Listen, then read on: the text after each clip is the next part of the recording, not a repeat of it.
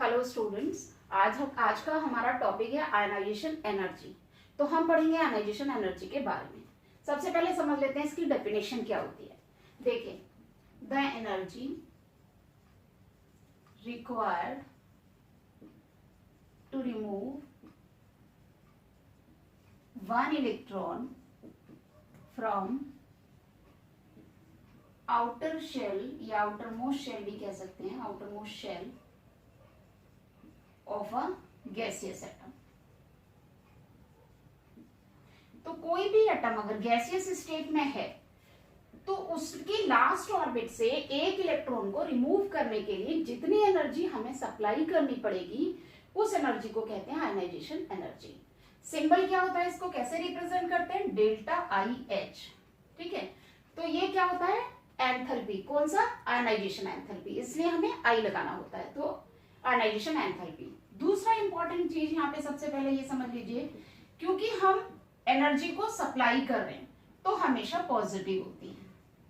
Always ionization enthalpy will be positive, right. अब देखें, कोई भी एटम है और उसके लास्ट ऑर्बिट में जो इलेक्ट्रॉन है इसे रिमूव कराना है, हमें इसे बाहर निकालना है। तो इसे निकालने के लिए जितनी एनर्जी हमें देनी पड़ रही है उस एनर्जी को हम आयनाइजेशन एंथैल्पी कहते हैं। अब क्योंकि ये पहला इलेक्ट्रॉन हम निकाल रहे हैं तो आयनाइजेशन एंथैल्पी 1 या आयनाइजेशन एनर्जी 1। अब इसको निकाल देंगे, मान लीजिए ये ए एटम था, राइट। अब इसमें से आपने एक इलेक्ट्रॉन रिमूव कर दिया, बना A+। अब A+ में से अगर आप एक और इलेक्ट्रॉन रिमूव करेंगे तो यहाँ जो एनर्जी आपने सप्लाई की, इसके लिए इस इलेक्ट्रॉन को बाहर निकालने के लिए जो एनर्जी सप्लाई की, that is ionization enthalpy 1, first ionization enthalpy कहलाएगा। अब यहाँ पे सेकेंड इलेक्ट्रॉन निकाल रहे हो आप, इसी एटम का सेकेंड इलेक्ट्रॉन निकाल रहे हो तो बन जाएगा A+2, तो आयनाइजेशन एंथैल्पी 2 हो जाएगी। अब अगर इसी में से ही आप एक और इलेक्ट्रॉन निकालें, यहाँ पे ये माइनस का साइन है, एक इलेक्ट्रॉन और निकालें तो ये बन जाएगा A+3। तो देखिए, ये जो यहाँ जो एनर्जी सप्लाई करनी पड़ेगी वो एनर्जी कहलाएगी IE3। यानी ionisation, first ionization enthalpy, second electron निकालने के लिए second ionisation enthalpy, third electron निकालने के लिए third ionization enthalpy. Clear children. अब हम समझ लेते हैं, एक एग्जांपल के साथ समझते हैं। एग्जांपल ले लेती हूं मैं। सबसे पहले सोडियम का ले लेते। मान लीजिए हमारे पास Na है, ठीक। अब Na में 2 8 1 ये इसके इलेक्ट्रॉन्स होते हैं। अब अगर हम इसका फर्स्ट ये इलेक्ट्रॉन निकालना चाह रहे हैं तो हमें यहाँ एनर्जी सप्लाई करनी पड़ेगी, तो उसके बाद ये हो जाएगा Na+, यानी इलेक्ट्रॉन हो गए 2 8, राइट। अब इसमें से भी एक इलेक्ट्रॉन अगर आप निकालोगे तो देखिए, जब यहाँ एक इलेक्ट्रॉन निकाल रहे हैं आप तो बन रहा है Na+, यानी 2 8 1 से 2 8, ठीक है। अब ये कैटायन से जब एक इलेक्ट्रॉन निकालोगे तो ये इतना इजी नहीं है यहाँ से इलेक्ट्रॉन निकालना, ये बहुत आसान था। ऐसा क्यों? ऐसा इसलिए क्योंकि लास्ट इलेक्ट्रॉन यहाँ पर ये कंप्लीटली फुलफिल्ड ऑर्बिट है, इसके लास्ट ऑर्बिट में एक इलेक्ट्रॉन है, तो इसे निकालना इजी है ताकि ये स्टेबल कॉन्फ़िगरेशन को गेन कर ले। अब यहाँ ये स्टेबिलिटी में है, फिर हम इसमें से एक इलेक्ट्रॉन निकाल रहे हैं तो बहुत ज्यादा एनर्जी यहाँ सप्लाई करनी पड़ेगी, इसलिए सेकेंड आयनाइजेशन एंथैल्पी हमेशा फर्स्ट से ज्यादा होती है। ये फर्स्ट आयनाइजेशन एंथैल्पी है और ये सेकेंड। तो first second ionization enthalpy first से हमेशा क्यों ज्यादा हुई? क्योंकि इलेक्ट्रॉन्स कम हो गए हैं। एक इसका रीजन ये भी है, इलेक्ट्रॉन्स यहाँ पर हो गए हैं 10 लेकिन प्रोटॉन्स हैं 11, तो यहाँ पर फोर्स ऑफ अट्रैक्शन बढ़ गया है, साइज छोटा हो गया है, जिसकी वजह से ज्यादा एनर्जी सप्लाई करनी पड़ रही है। अब देखिए, अगर यहाँ पर Na+, यहाँ जो बना Na+ से क्या बनेगा, यहाँ पर देखिए, यहाँ पर क्या बना Na+2, क्योंकि आपने एक इलेक्ट्रॉन यहां से और निकाल दिया है, तो यहाँ क्या हुआ 2 7। अब 2 7 से अगर आप एक और इलेक्ट्रॉन निकालेंगे तो Na+3 हो जाएगा और यहाँ इलेक्ट्रॉनिक कॉन्फ़िगरेशन 2 6। अब देखिए, कंटिन्यूअस इलेक्ट्रॉन्स कम होते जा रहे हैं, प्रोटॉन्स उतने के उतने ही हैं। प्रोटॉन सब में कितने हैं 11, लेकिन इलेक्ट्रॉन्स कम होते जा रहे हैं, तो फोर्स ऑफ अट्रैक्शन जो है वो बहुत ज्यादा बढ़ता जा रहा है, जिसकी वजह से साइज छोटा होता जा रहा है और आयनाइजेशन एंथैल्पी जो यहां पर होगा वो और भी ज्यादा हमें सप्लाई करनी पड़ेगी एनर्जी। तो हमारा क्या यहाँ पर देखिए ऑर्डर बना, first ionization enthalpy is less than second ionization enthalpy is less than third ionization enthalpy. तो ये आपको याद रखना है। अब हम देख लेते हैं पीरियोडिक ट्रेंड। पीरियोडिक ट्रेंड कैसे होता है, देखिए अगर हम पीरियोडिक टेबल में मूव करें along the period and across the period and along the group, तो क्या होगा, देखिए सबसे पहले हम पीरियड में देख लेते हैं। पीरियड में आपको पता है साइज, मान लीजिए ये है, फिर ये हो जाएगा, फिर ये हो जाएगा, फिर ये हो जाएगा, फिर ये साइज डिक्रीज होता है, हमें पता है साइज डिक्रीज होता है। जब साइज डिक्रीज होगा तो लास्ट इलेक्ट्रॉन का फोर्स ऑफ अट्रैक्शन क्या होगा, न्यूक्लियस की तरफ ज्यादा होता चला जा रहा है।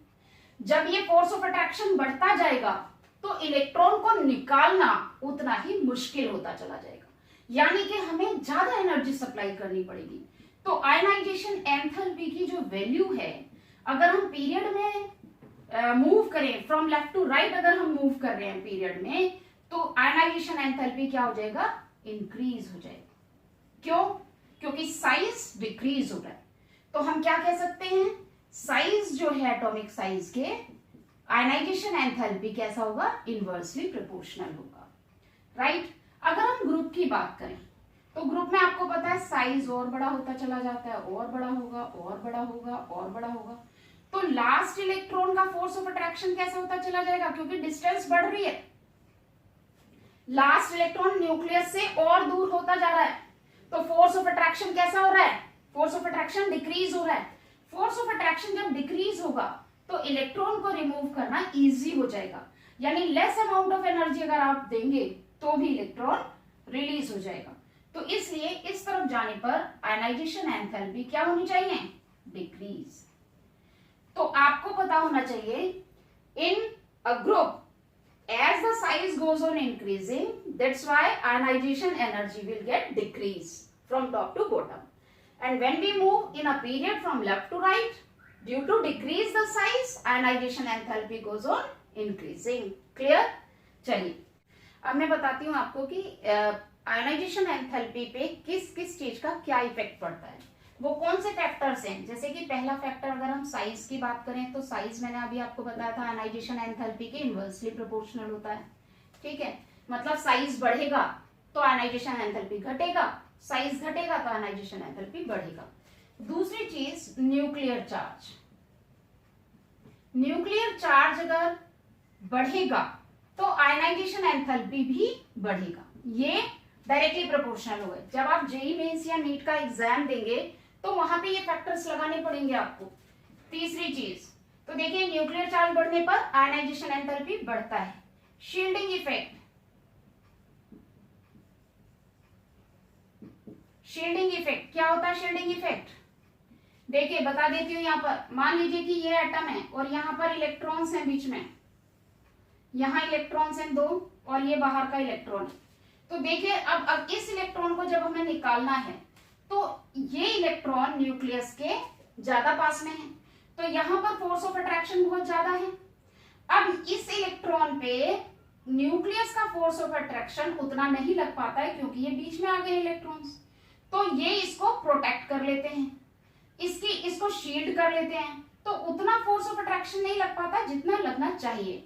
तो ये हल्का सा लूजली बाउंडेड हो जाता है, जिसकी वजह से इसे निकालना इजी हो जाता है। तो शील्डिंग इफेक्ट अगर ज्यादा होगा तो आयनाइजेशन एंथैल्पी कम हो जाएगा, इनवर्सली प्रोपोर्शनल हो जाएगा। और चौथी और लास्ट चीज जो बहुत इंपॉर्टेंट है और कई जगह पीरियोडिक टेबल में यूज होगा, that is stable configuration. Stable configuration अगर है तो आयनाइजेशन एंथैल्पी कैसा हो जाएगा, जितना ज्यादा स्टेबल कॉन्फ़िगरेशन उतना ही ज्यादा आयनाइजेशन एंथैल्पी, ठीक है। अब देखिए हम आगे कैसे इसको पढ़ेंगे, कैसे समझेंगे। एग्जाम्पल ले लेते हैं इन चीजों को, ये आप नोट कर लीजिएगा, ये बहुत इंपॉर्टेंट है चारों पॉइंट।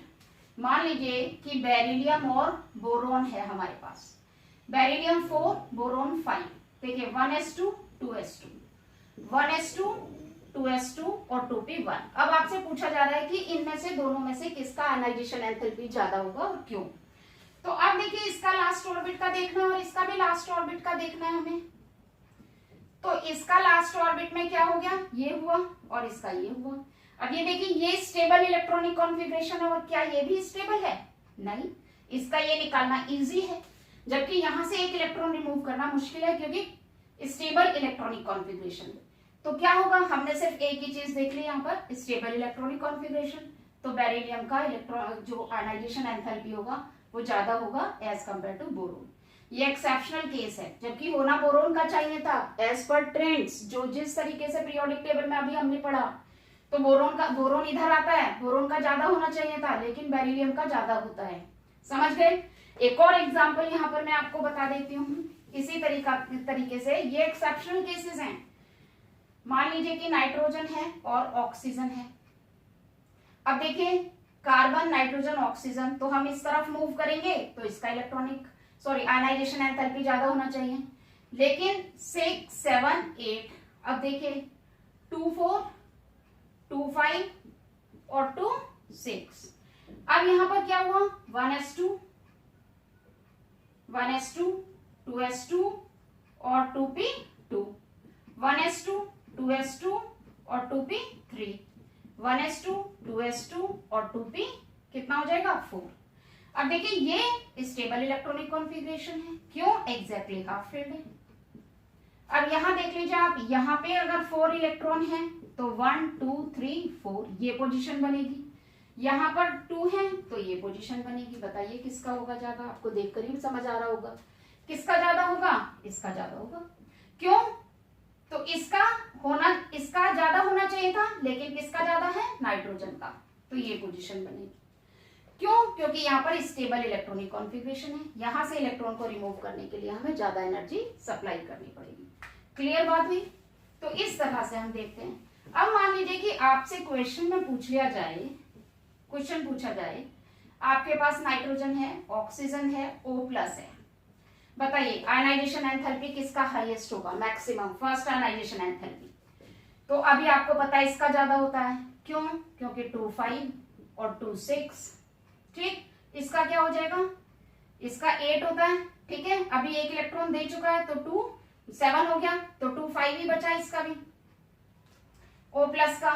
लेकिन हमें देखना क्या है, यहाँ 7 प्रोटॉन है और यहाँ पर 8 प्रोटॉन है और यहाँ पर कितने हैं, यहाँ भी 8 प्रोटॉन है, तो यहाँ न्यूक्लियर चार्ज ज्यादा हो गया है।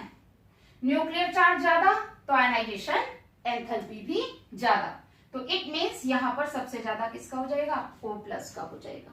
क्लियर। मान लीजिए सोडियम और मैग्नीशियम का एक लास्ट एग्जांपल और मैं यहाँ पर ले लेती हूँ आपके पास। मान लीजिए सोडियम है और मैग्नीशियम है, ठीक, ये बहुत आपकी बुक में भी पूछा गया है। 281 और 282। फर्स्ट आयनाइजेशन एंथैल्पी की बात कर लेते हैं पहले, किसकी ज्यादा होगी, फर्स्ट आयनाइजेशन एंथैल्पी मैग्नीशियम का ज्यादा होगा। कैसे पता चल रहा है, क्योंकि 3s2 होगा, कंप्लीटली फुलफिल्ड ऑर्बिटल हो गया, एक इलेक्ट्रॉन निकालना कैसा होगा, मुश्किल होगा, तो यहां से इसका ज्यादा हो जाएगा। और ये किस में जाएगा, ये था। अब जब इसका एक एक इलेक्ट्रॉन निकल गया तो ये हो गया 28 और ये हो जाएगा 281। अब सेकेंड आयनाइजेशन एंथैल्पी किसका ज्यादा होगा, बताइए, सेकेंड आयनाइजेशन एंथैल्पी दोनों में से किसका ज्यादा होगा, यहाँ 28 है, यहाँ 281 है, बताइए। ये स्टेबल इलेक्ट्रॉनिक कॉन्फ़िगरेशन है, ये स्टेबल नहीं है, तो ऑब्वियसली सोडियम का ज्यादा हो जाएगा एज कंपेयर टू Mg+। तो सेकेंड आयनाइजेशन एंथैल्पी सोडियम का ज्यादा होता है, फर्स्ट आयनाइजेशन एंथैल्पी मैग्नीशियम का ज्यादा होगा। तो इस तरह से हम बता सकते हैं आयनाइजेशन एंथैल्पी। तो देखिए मैंने वो फैक्टर्स बताए जिन पर आयनाइजेशन एंथैल्पी डिपेंड करता है, ठीक है। किस तरीके से क्वेश्चंस पूछे जा सकते हैं वो भी मैंने क्लियर किया। तो होप ये वीडियो आपके लिए बहुत बहुत हेल्पफुल होगा। Thank you for watching.